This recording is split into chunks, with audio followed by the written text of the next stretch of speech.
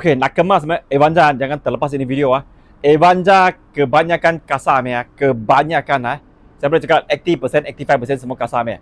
Hari ini saya tunjuk satu betul-betul kemas ya, kasih orang ah.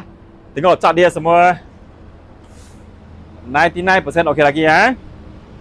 Lampu original ah, free accident ah, satu owner ini kita ah, cat original. Ah. Tayar dia depan 95% lagi. Belakang pun lagi 95% lagi ya. Lepas tu kita pergi tengok lalaman dia. Lalaman dia ini saya tengah cuci. Tengok kapek latang pun tak kotor. Saya tengah buka seat semua ini aja. Ini kapek saya tak cuci ya.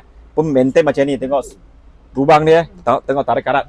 Skru dia lah. Tunjuk skru dia. Tengok semua untouched ni masih kemas skru dia. Tengok steering dia original. Tengok mileage dia baru 1.4 lebih sahaja. Harga saya dah tulis dalam ini video. Tengok semua lalaman dia ni, kita tengok dashboard dia. Kemas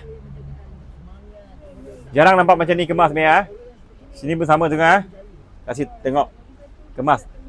Kalau biasa dia macam tai ni dalam semua isi cerah semua. Tengok kita tengok dia punya.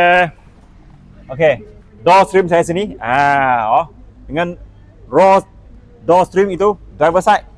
Tunjuk dia orang, kasih orang tengok. Nampak tak? So saya tengok kemas ni. Lepas tu kita pergi tengok dia punya seat Kita tengok dia punya seat. Dia semua kemas Saya cuci bersih saja. Tak ada koyak. Menang tak ada pecah. Pattern masih ada lagi. Ini semua ada. Ni 1 2 3 4 semua kemas Bukan hancur punya. Saya tak berani tunjuk you orang. Saya tunjuk So saya cakap ini kita kemas, memang kemas. Lepas ni kita pergi tengok enjin dia. Kita tengok dia betul-betul kemas punya enjin. Ini enjin 1.5 torch engine VVTi torch engine. Ini warehouse dia, tengok skru dia kemas tak ada karat skru dia nampak tak? Warehouse.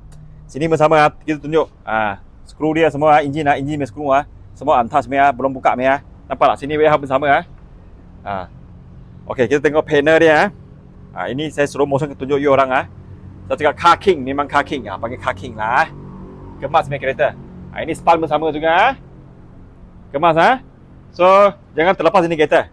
Hari ini nak jual 31,900 saja. Karena you orang nak full loan 600 lebih saja. Ini 2015 Evanza.